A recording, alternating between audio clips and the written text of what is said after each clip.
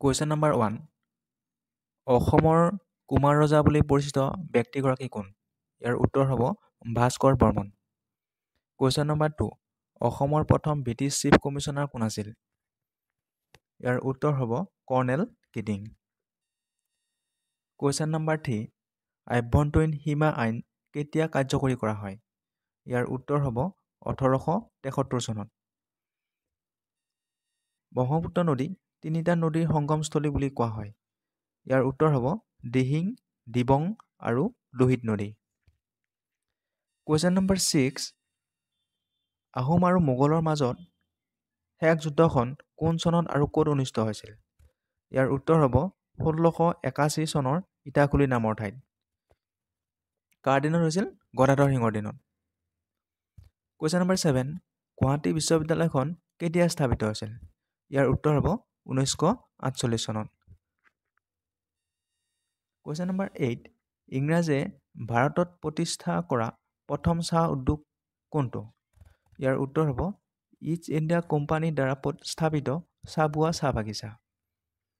Question number 9 Assam আক্ৰমণ কৰা প্ৰথমজন মোগল আক্ৰমণকাৰী কোন আছিল? ইয়াৰ উত্তৰ হ'ব মহম্মদ ইবন বখতিয়াৰ। কুৱেশ্যন নম্বৰ 10 কংগ্ৰেছৰ প্ৰথম সাধাৰণ সভা অসমৰ ক'ত আৰু কেতিয়া অনুষ্ঠিত হৈছিল? ইয়াৰ উত্তৰ হ'ব 1926 চনৰ গুৱাহাটীৰ পাণ্ডুত। কুৱেশ্যন নম্বৰ 11 অসম ছাত্ৰ সন্মিলনী কেতিয়া গঠন কৰা হৈছিল আৰু ইয়াৰ প্ৰথম সভাপতি কোন আছিল? ইয়াৰ উত্তৰ হ'ব 1916 চনত সভাপতি আছিল লক্ষ্মীনাথ বেজবৰুৱা। কুৱেশ্যন নম্বৰ 12 অসমত কোন চনত চাহ আৱিষ্কাৰ কৰা হৈছিল? ইয়াৰ উত্তৰ হ'ব 1823 চনত। কুৱেশ্যন নম্বৰ 13 অসমত আহোম সাম্ৰাজ্যৰ প্ৰতিষ্ঠাপক কোন আছিল? ইয়াৰ উত্তৰ হ'ব চুকাফা। কুৱেশ্যন নম্বৰ 14 মুছলমানসকলে কোন চনত প্ৰথমবাৰ অসম আক্ৰমণ কৰিছিল? ইয়াৰ উত্তৰ হ'ব 1206 চনত। কুৱেশ্যন নম্বৰ 15 1979 চনৰ 10 ডিচেম্বৰত অসম আন্দোলনত মৃত্যুবৰণ কৰা প্ৰথমজন শ্বহীদ কোন আছিল? ইয়াৰ উত্তৰ হ'ব খৰ্গেশ্বৰ তালুকদাৰ। কুৱেশ্যন নম্বৰ 16 চুতীয়া সাম্ৰাজ্যৰ প্ৰতিষ্ঠাপক কোন আছিল? ইয়াৰ উত্তৰ হ'ব বীৰপাল। কুৱেশ্যন নম্বৰ 17 অসমৰ উচ্চ ন্যায়ালয় ক'ত অৱস্থিত? ইয়াৰ উত্তৰ হ'ব গুৱাহাটী। কুৱেশ্যন নম্বৰ 18 অসমৰ প্ৰথম মুখ্যমন্ত্ৰী কোন আছিল? ইয়াৰ উত্তৰ হ'ব গোপীনাথ বৰদলৈ। কুৱেশ্যন নম্বৰ 19 কেন্দ্ৰীয় মন্ত্ৰীসভাত মন্ত্ৰিত্ব লাভ কৰা প্ৰথম অসমীয়া মহিলা গৰাকী কোন? ইয়াৰ উত্তৰ হ'ব ৰেণুকা দেৱী বৰকটকী।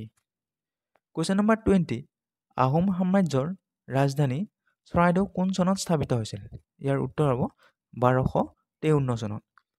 কুৱেশ্যন নম্বৰ 21 অসমৰ প্ৰথম মহিলা মুখ্যমন্ত্ৰী কোন আছিল? ইয়াৰ উত্তৰ হ'ব Syeda Anowara Timur. Question number 22 Ahom আৰু মোগলৰ শেষ ৰণ কোন চনত হৈছিল? ইয়াৰ উত্তৰ হ'ব 1682 চনত। কাৰ দিনত? গদাধৰ সিংহৰ দিনত। কুৱেশ্যন নম্বৰ 23 অসমত প্ৰথম ধ্বংসাত্মক ভূমিকম্পটো কোন চনত সংঘটিত হৈছিল? ইয়াৰ উত্তৰ হ'ব 1950 চনত অসমত ডাঙৰ ভূমিকম্প হৈছিল।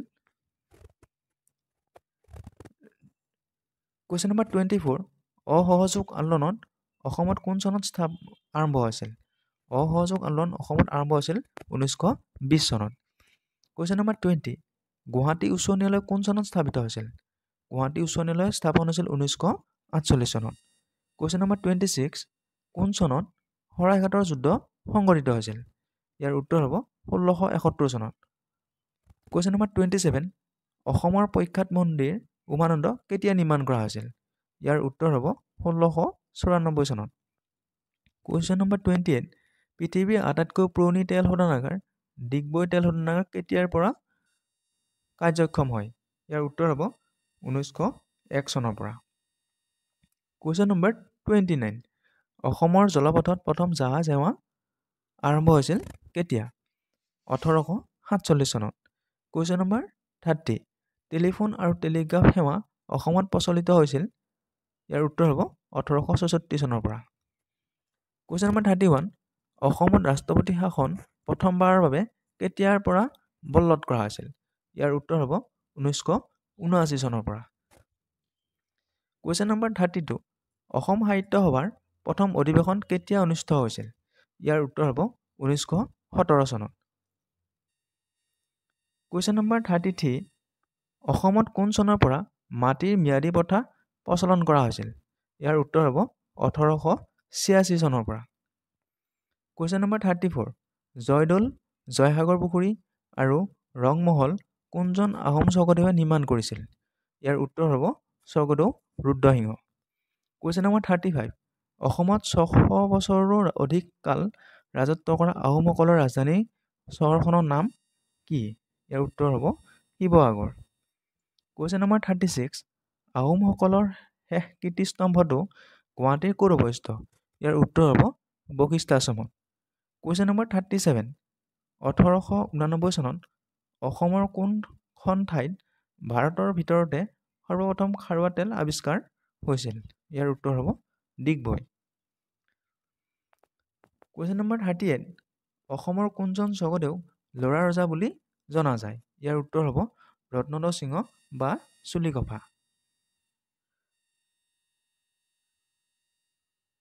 কুৱেশ্যন নম্বৰ 39, স্বাধীনতাৰ পাছত গোপীনাথ বৰদলৈ অসমৰ প্ৰথম মুখ্যমন্ত্ৰী হোৱাৰ সময়ত বিৰোধী পক্ষৰ নেতা কোন আছিল? ইয়াৰ উত্তৰ হ'ব গৌৰীশংকৰ ভট্টাচাৰ্য। কুৱেশ্যন নম্বৰ 40, অসম মন্ত্ৰী পৰিষদৰ সদস্য পদ লাভ কৰা প্ৰথমগৰাকী মহিলা কোন আছিল? ইয়াৰ উত্তৰ হ'ব শ্ৰীমতী পদ্মকুমাৰী গোহাঁই। কুৱেশ্যন নম্বৰ 41, স্বাধীনতাৰ পাছত বিধানসভাৰ প্ৰথম অধ্যক্ষ কোন আছিল? হৰেশ্বৰ গোস্বামী। কুৱেশ্যন নম্বৰ 42, 1228 চনত নগাঁও সাম্ৰাজ্যৰ সীমাত উপস্থিত হৈ অসমত আহোম ৰাজ্য স্থাপন কৰা 1268 চনত মৃত্যুবৰণ কৰা আহোম স্বৰ্গদেউজন কোন আছিল? ইয়াৰ উত্তৰ হ'ব Chaolung Sukaphaa. Question number 43, Hiuen Tsang অসমলৈ অহাৰ সময়ত কামৰূপৰ ৰজা কোন আছিল? ইয়াৰ উত্তৰ হ'ব ভাস্কৰ বৰ্মন। কুৱেশ্যন নম্বৰ 44, অসমৰ স্বাধীনতা আন্দোলনৰ নেতা গুৱাহাটীত পোনপ্ৰথমে চাইকেল চলাওঁতা আৰু দেশভক্ত নামেৰে পৰিচিত ব্যক্তিজন কোন? ইয়াৰ উত্তৰ হ'ব তৰুৰাম ফুকন। কুৱেশ্যন নম্বৰ 45, আহোম সাম্ৰাজ্যৰ শেষৰজন স্বৰ্গদেউ কোন আছিল? ইয়াৰ উত্তৰ হ'ব পুৰন্দৰ সিংহ। কুৱেশ্যন নম্বৰ 46, কোন চনত অসমীয়া ভাষাটোক ৰাজ্যিক ভাষা হিচাপে স্বীকৃতি পাইছিল? ইয়াৰ উত্তৰ হ'ব 1961 চনত। কুৱেশ্যন নম্বৰ 47, কেতিয়া অসমত প্ৰথম ৰেল সেৱা প্ৰৱৰ্তন কৰা হৈছিল? 1882 চনত। কুৱেশ্যন নম্বৰ 48, কোন চনত মহাত্মা গান্ধী অসমলৈ আহিছিল? ইয়াৰ উত্তৰ হ'ব 1921 চনত। কুৱেশ্যন নম্বৰ 49, অসম বিধানসভাৰ প্ৰথম অধ্যক্ষ কোন আছিল? ইয়াৰ উত্তৰ হ'ব Basanta Das. Question number 50, Assam association কোন চনত গঠিত হৈছিল? ইয়াৰ উত্তৰ হ'ব 1903 চনত।